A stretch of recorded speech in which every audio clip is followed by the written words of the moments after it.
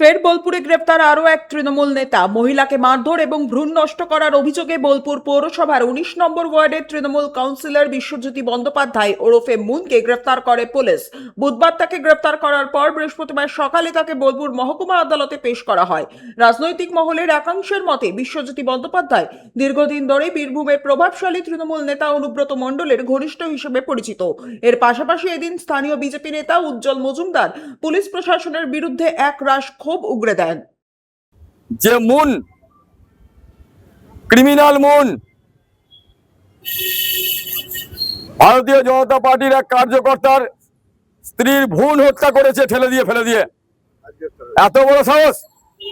প্রয়োজন যদি পরে আমি তার বিরুদ্ধে সাক্ষী দেবো কোর্টে গিয়ে, কারণ যে ঘটনা ঘটিয়েছে সেই সময় আমি তার সাক্ষী ছিলাম। তার যাবজ্জীবন কারাদণ্ড হওয়া উচিত। বোলপুরের পুলিশ প্রশাসনে এখনো পর্যন্ত আমি বলছি তারা সঠিক পথে চলছে না। বোলপুরের আইসি, তার সঙ্গে কথা বলে দেখেছি আমি, তার চোখে মুখে কথা। খবর পেয়েছি তিনি তৃণমূলের নেতা মন্ত্রীদের সেটিংসে আছেন। শান্তিনিকেতনে যে ওসি আছে তাকে 50% হয়তো জেনুইন আমি বলছি, কিন্তু 50% তার নামেও দুর্নীতি রয়েছে। এই বিষয়গুলো বাই নেম আমাদের মুখ্যমন্ত্রী হোয়াটসঅ্যাপ নাম্বার দিয়েছে এবং আমার কাছে পার্সোনাল তার নম্বর আছে। আমি বাই নেমে কিন্তু তাদের নামে লিখব। কোনটি করা যাবে না।